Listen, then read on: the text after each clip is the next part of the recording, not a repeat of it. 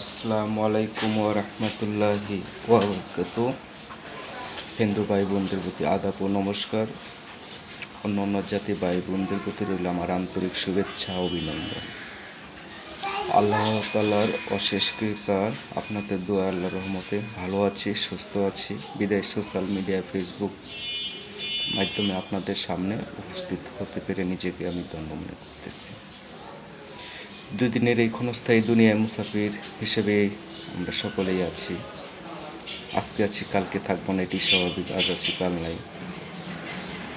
তো আমি সকলের প্রতি রিকোয়েস্ট করব, আপনাদের ভিতরে, যার ভিতরে আল্লাহ তাআলা এক একজনের মাথার ভিতরে এক এক রকম প্রতিভা দিয়েছে। অনেকে অনেক কিছু জানেন যা মানুষের উপকার হয়, উপকারার্থে লাগে। অনেকে অনেক টুটকা এবং গাছন্ত মেডিসিন অনেক আছে।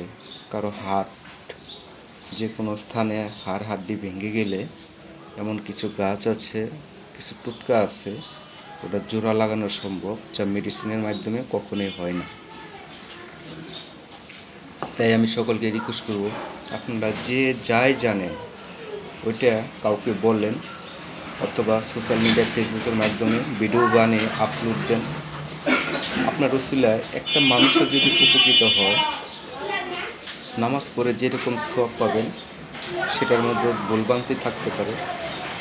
আপনার এই টুকটাক গাছগাছালির উসিলায় যদি কোনো মানুষ উপকৃত হয়, যে সে যে আপনার জন্য দোয়া করবে, এর ভিতরে কোনো ভুলভ্রান্তি নাই, এটা আল্লাহ তাআলার দরবারে কবুল হয়ে যাবে। এই জন্য আমরা প্রত্যেকেই কম বেশি কিছু না কিছু জানি, যে হ্যাঁ, অতএব সেই জন্য যে যতটুকু জানি ততটুকু যদি আমরা কাউকে বলি, প্রচার করি, এটা কিন্তু একসময়, আজকে যদি আমি উপকৃত হই, কালকে আরেকজন উপকৃত হই, এইভাবে কিন্তু এক সময় সারা বিশ্বের মানুষ এটা বুঝতে পারবে, জানতে পারবে। যদিও আপনি থাকবেন না, কিন্তু আপনার এই প্রচারটা থেকে যাবে, মানুষ উপকৃত হবে, সদকা জারিয়া স্বরূপ এটা পাওয়া যাবে। গাছ লাগানো যেমন সদকা জারিয়া, তো দ্রুপ আপনি যদি কোনো কিছু মানব কল্যাণে যদি আসতে পারেন, যে কোনো বিষয় নিয়ে, সেটাও সদকা জারিয়া।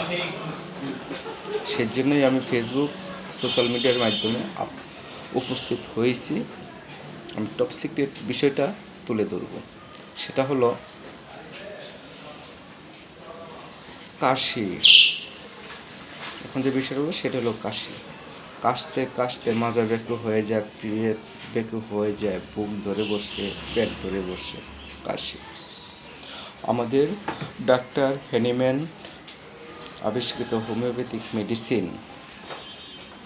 ইনটিম ট্রাট, এটার সাথে ইপিট্রাট,